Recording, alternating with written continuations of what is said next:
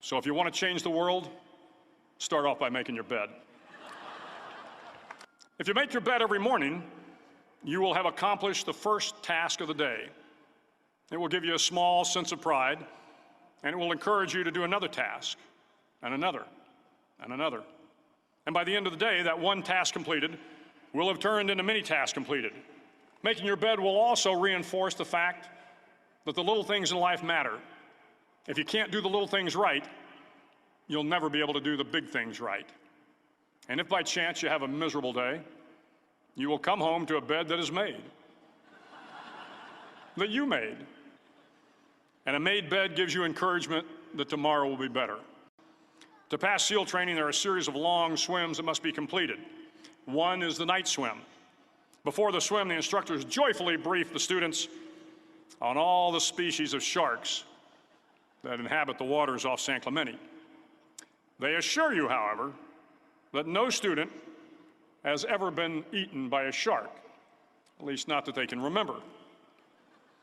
But you are also taught that if a shark begins to circle your position, stand your ground. Do not swim away. Do not act afraid.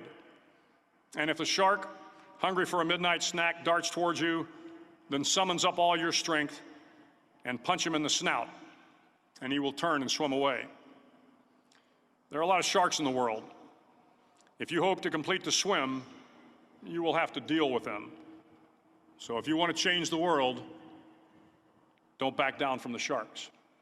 Over a few weeks of difficult training, my SEAL class, which started with 150 men, was down to just 42.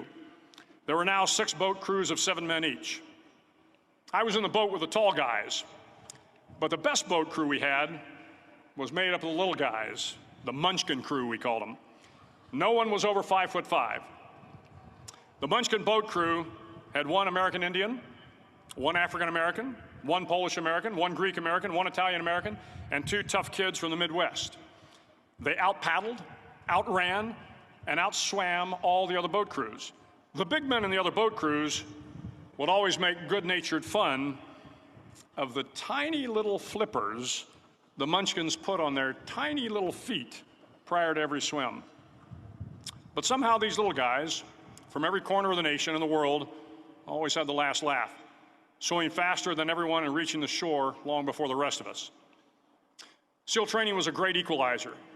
Nothing mattered but your will to succeed, not your color, not your ethnic background, not your education, not your social status.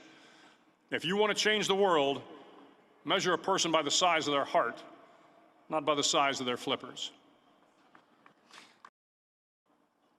The 9th week of training is referred to as Hell Week. It is 6 days of no sleep, constant physical and mental harassment, and 1 special day at the Mud Flats.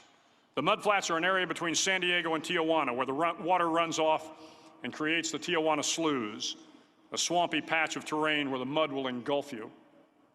It is on Wednesday of Hell Week that you paddle down to the Mud Flats and spend the next 15 hours trying to survive this freezing cold, the howling wind, and the incessant pressure to quit from the instructors. As the sun began to set that Wednesday evening, my training class, having committed some egregious infraction of the rules, was ordered into the mud. The mud consumed each man till there was nothing visible but our heads. The instructors told us we could leave the mud if only 5 men would quit. Only 5 men, just 5 men, and we could get out of the oppressive cold. Looking around the mud flat, it was apparent that some students were about to give up. It was still over 8 hours till the sun came up. 8 more hours of bone-chilling cold. The chattering teeth and the shivering moans of the trainees were so loud, it was hard to hear anything. And then one voice began to echo through the night. One voice raised in song. The song was terribly out of tune, but sung with great enthusiasm. One voice became 2, and 2 became 3, and before long, everyone in the class was singing. The instructors threatened us with more time in the mud if we kept up the singing, but the singing persisted. And somehow the mud seemed a little warmer, and the wind a little tamer, and the dawn not so far away. If I have learned anything in my time traveling the world, it is the power of hope. The power of one person, a Washington, a Lincoln, King, Mandela, and even a young girl from Pakistan, Malala. One person can change the world by giving people hope. So if you want to change the world, start each day with a task completed. Find someone to help you through life. Respect everyone. Know that life is not fair and that you will fail often.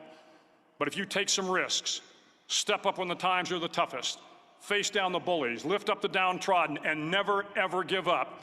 If you do these things, the next generation and the generations that follow will live in a world far better than the one we have today. And what started here will indeed have changed the world for the better.